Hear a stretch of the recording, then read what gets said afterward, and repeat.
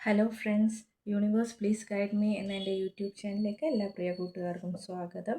അപ്പോൾ എല്ലാവരും സുഖമാണെന്ന് വിചാരിക്കുന്നു. അപ്പോൾ നമുക്കിന്നൊരു ഏഞ്ചൽസ് ഗൈഡൻസ് നോക്കിയാലോ. അപ്പോൾ എല്ലാവരും സൈലൻ്റ് ആയിട്ടുള്ള ഒരു ഏരിയയിലിരിക്കുക. 3 ടൈംസ് ഡീപ്പ് ബ്രീത്തിങ് ചെയ്യുക, സ്ലോ ആയിട്ട് റിലീസ് ചെയ്യുക. മൈൻഡ് സ്ലോ ആവുന്ന റിലാക്സ് ആവുന്ന സമയത്ത് നമ്മുടെ ഒരു ആഗ്രഹം ദൈവത്തോട് ചോദിക്കാം.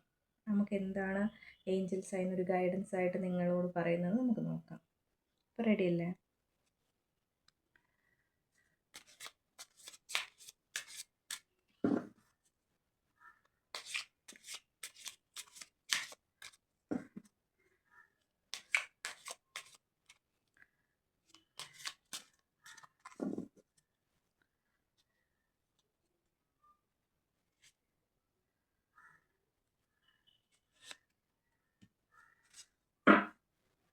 അപ്പോൾ ഇതാണ് നമുക്ക് ഏഞ്ചൽസ് തന്നിട്ടുള്ള ഒരു ഗൈഡൻസ് എന്ന് പറയുന്നത്.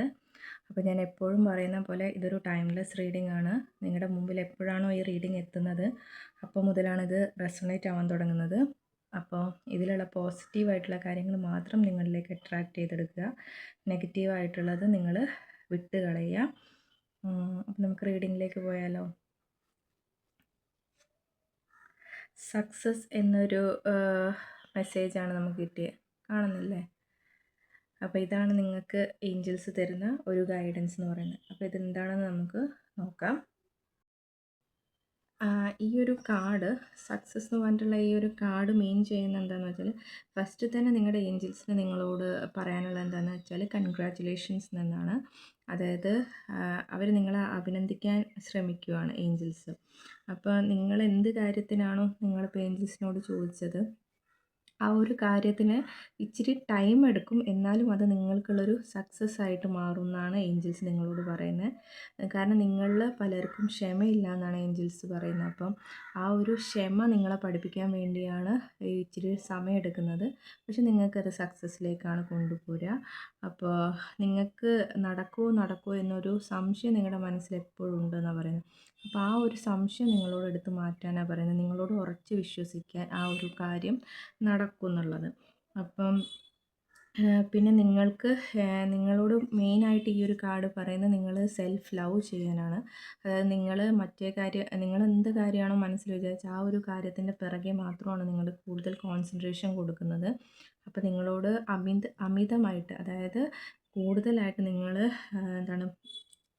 എന്താ ചെയ്യുക, നിങ്ങൾ എന്താണ് പറയുക, ജോലി ചെയ്യുക കൂടുതലായിട്ട്. ഈ ഹാർഡ് വർക്കിംഗ് ഇല്ലേ, അപ്പോൾ കൂടുതലായിട്ട് നിങ്ങൾ ഹാർഡ് വർക്കിംഗ് ചെയ്തിട്ട് നിങ്ങളുടെ ബോഡിയെയും നിങ്ങളുടെ മൈൻഡിനെയും നിങ്ങൾ തളർത്താതിരിക്കാനാണ് നിങ്ങളുടെ ഏഞ്ചൽസ് പറയുന്നത്. പക്ഷേ സക്സസ് നിങ്ങൾക്ക് തന്നെയാണ്.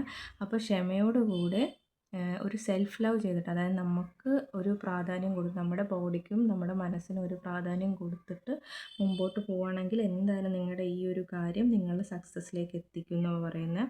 അപ്പോൾ ഒന്നിനും നമ്മൾ തിരക്ക് പിടിച്ച് ചെയ്യാൻ പാടില്ല. അപ്പോൾ എന്തൊരു കാര്യമായാലും അതിന് അതിൻ്റേതായ ഒരു സമയമുണ്ടല്ലേ. അപ്പോൾ ആ ഒരു സമയത്തിന് അപ്പോൾ നമ്മൾ വിചാരിക്കും വേണ്ട, അത്ര ടൈം എടുക്കാൻ പറ്റില്ല, ഇപ്പം തന്നെ എനിക്ക് വേണം, അങ്ങനൊരു വാശി നിങ്ങളിലുണ്ടെങ്കിൽ അത് ഒഴിവാക്കാൻ. കാരണം ഇതെന്തായാലും നിങ്ങൾക്ക് നടക്കാൻ പോകുന്ന കാര്യമാണ്.